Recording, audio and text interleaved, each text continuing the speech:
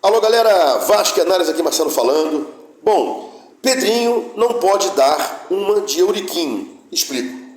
Lá atrás, quando Eurico voltou a assumir a presidência, né, com aquele chamariz, né, aquele jargão, o respeito voltou, ponto, o respeito voltou, ponto, e colocou o Euriquinho para cuidar do futebol. E em dado momento, o Euriquinho, indagado, né, e disse o seguinte: olha, nós não podemos fazer muita coisa não, assumimos o Vasco está quebrado, a gente tem que se adequar aí, né? A meu ver, ele queria falar que seria um movimento de dentro para fora, né? Não de fora para dentro. Fora para dentro alguém vem, compra o seu time e começa a injetar dinheiro. Mais fácil, né? De dentro para fora é um movimento que você vai enxugar as suas despesas, aumentar receitas e ao longo do tempo você vai crescer, né? E desfazer todo o mal que todos esses canalhas fizeram aí ao longo desses anos todos, né? Esses péssimos presidentes do Vasco. A exceção do primeiro mandato do Roberto Dinamite, que foi bom. Depois, todos o abandonaram e ele ficou aí à míngua e as pessoas falam mal do Roberto Dinamite sem saber que foi um excelente primeiro mandato. O segundo ele foi abandonado por seus pares, porque todos os ratos pularam do barco para quê? Para esses ratos se juntarem a outros ratos para arrumarem um novo candidato. Por quê? No todo o segundo mandato de algum presidente, né, o que acontece? Os caras vão ter problemas, desgaste, é mais fácil entrar um outro. Aí esses caras que estão aqui com o presidente no segundo mandato, eles correm para ver quem está na frente, para poder esses caras se juntarem ao supostamente quem vai vencer, né? Sempre foi assim. Mas voltando para cá, o Pedrinho não pode dar uma de Euriquinho. Como assim? O Eurico, quando assumiu aqui, friso, quando assumiu lá atrás o Vasco, né? O Eurico assumiu e o Euriquinho assumiu o futebol. E o Euriquinho falou: não, o Vasco está quebrado. A gente assumiu o Vasco aí, ganhou a eleição, mas temos que ir devagar. O Pedrinho não pode fazer isso agora. O Pedrinho fez o que todo vascaíno queria que acontecesse, tirar a 777. Né? Por vários motivos que não vem agora falar, porque todo mundo já conhece isso aí. Né? E segundo aí, todos que falam que cumpria as suas obrigações, que estava em dia, nunca, claro que não. Eu até tenho aqui um mantra, né? Para nunca esquecer, nunca deixá-los esquecer as coisas que a 77 fez de errado. Né? Quais foram? Rapidinho aqui para vocês não esquecerem. Né? Ela rapou o cofre agora, depois que perdeu contra o acionário. Não tinha pago 2 dias antes de perder o contra o acionário daquela liminar que o Pedrinho obteve. Não tinha pago o direito de imagem, que era obrigação dela, ou seja, já sabia que ia perder, que poderia perder o controle acionário, não pagou na segunda nem na terça, quarta-feira veio a liminar, e ela falou assim: agora eu fui afastada, quero ficar de boa aqui e não pagar nada, né? Erradíssimo. E mais, ela não submetia suas decisões ao Conselho Fiscal, isso é fato, nunca. E ano passado, né, aportou 100 milhões, mas pegou 23 de um empréstimo obrigatório praticamente, compulsório ao CRVG. Até então no Salgado, né? Toma aqui Salgado 100 milhões, mas me empresta 23, então não houve integralização. E outras coisas mais, fraude lá fora, penhora de bens lá fora, mácula do seu nome, e o Vasco não pode estar ligado a uma marca totalmente chumbada no mercado, né? Ligada aí a pessoas fraudulentas, a gestões fraudulentas, né? Então essa questão que o 777 vinha cumprindo as obrigações, acabei de desmentir isso aí, desmistifiquei, né? E o Pedrinho não pode dar uma de Euriquinho e volta a falar aqui, dizendo: vamos ver como é que faz, tem que arrumar dinheiro, Pedrinho, para ontem, tem que explicar para o torcedor como vai pagar salário, como vai pagar os consectários do salário, FGTS, essas coisas todas, como vai pagar as dívidas tributárias, trabalhistas que estão suspensas, porque está havendo um parcelamento. Não pagou parcelamento, elas vencem integralmente e pode haver a penhora e bloqueio de valores que o Vasco vem a receber. Né? A gente não vai conseguir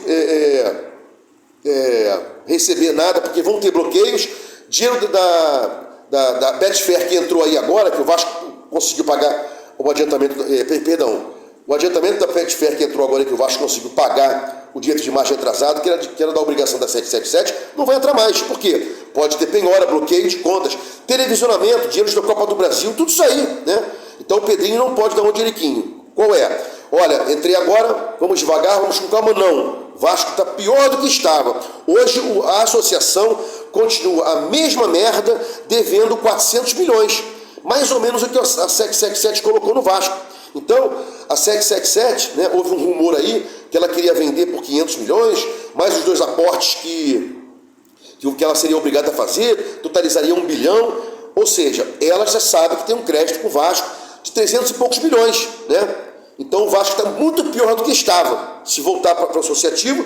E mais, segundo tópico é o seguinte: como é que você vai falar em venda para fundo árabe, venda para presidente da Crefisa, se nesse momento está ajuizada uma ação judicial, vai ter a conversão de arbitragem e a SEC 7 vai se defender? Não, eu ia pagar o aporte dia tal, direitinho. Não tem como o juiz, né, obrigar a SEC 7 a sair se ela vier pagar o aporte em setembro. E antes de setembro essa ação não acaba. Nem aqui na primeira instância, onde o Vasco obteve liminar, e nem na conversão de arbitragem, né? Então tem esses 2 problemas aí. O Pedrinho tem que arrumar dinheiro urgentemente, senão o Vasco vai quebrar. Tirou a 777, legal. Agora tem que bancar, né? Tem que pagar, honrar todas as despesas, né? E outra coisa, não com ameaças aí, né? O Pedrinho vem sendo ameaçado: olha, se tirar a ação lá, a SEC 7 volta a pagar. Se não entrar com a arbitragem, a SEC 7 volta a pagar. Não é com isso aí, né? Ele vai ter que...